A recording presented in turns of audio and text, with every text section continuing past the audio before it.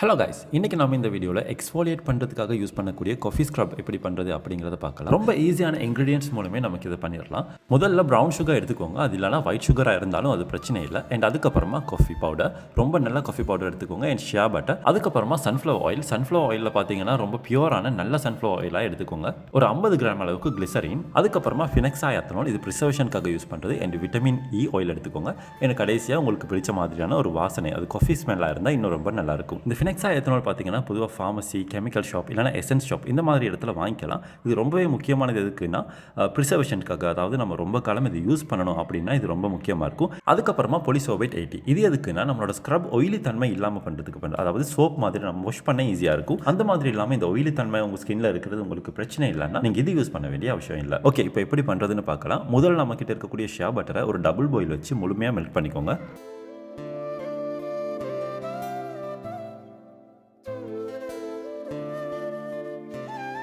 அது முழுமையாக மெல்ட் ஆனதுக்கப்புறமா நம்மக்கிட்ட இருக்கக்கூடிய சன்ஃப்ளவர் ஆயில் அதில் மிக்ஸ் பண்ணி ரொம்ப நல்லா கலக்கிக்கோங்க.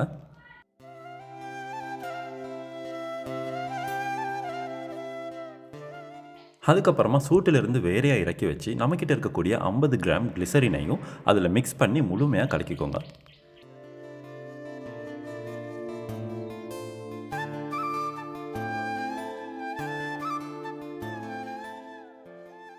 அதுக்கப்புறமா ஃபினெக்ஸாயத்தனால் அண்ட் விட்டமின் இ, நம்ம வச்சுருக்கக்கூடிய வாசனை, இந்த ஃப்ரீக்னன்ஸ் எல்லாம் பார்த்தீங்கன்னா ஆயில் பேஸில் இருக்கணும். அதாவது ஆயில் பேஸ், வாட்டர் பேஸில் இருந்தால் அது ஆயிலோட மிக்ஸ் ஆகாது.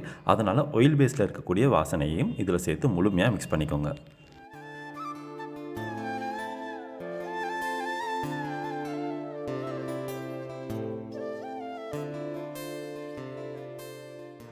அதுக்கப்புறமா வேறொரு பாத்திரம் எடுத்து அதில் காஃபியை முழுமையாக போட்டுருங்க. அண்ட் நம்ம ஆல்ரெடி மிக்ஸ் பண்ணி வச்சுருக்கோம் இல்லை ஆயில், அதாவது எல்லாமே சேர்த்து நம்ம மிக்ஸ் பண்ணி வச்சுருக்கக்கூடிய ஆயிலை கொஞ்சம் கொஞ்சமாக அந்த காஃபியில் மிக்ஸ் பண்ணுங்கள்.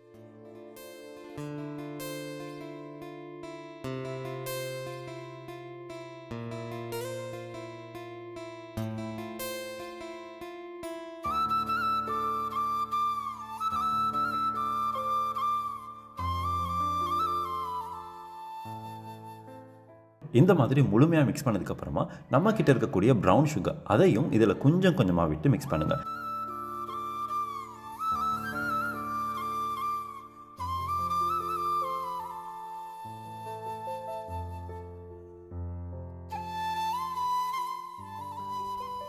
ஒரே நேரத்தில் இல்லாமல் இந்த மாதிரி கொஞ்சம் கொஞ்சமாக டைம் விட்டு விட்டு மிக்ஸ் பண்ணுறதால இந்த காஃபி ஸ்க்ரப்போட ஸ்மூத்தான, அதனால் அதோட டெக்ஸ்சர் ரொம்பவே நல்லாயிருக்கும்.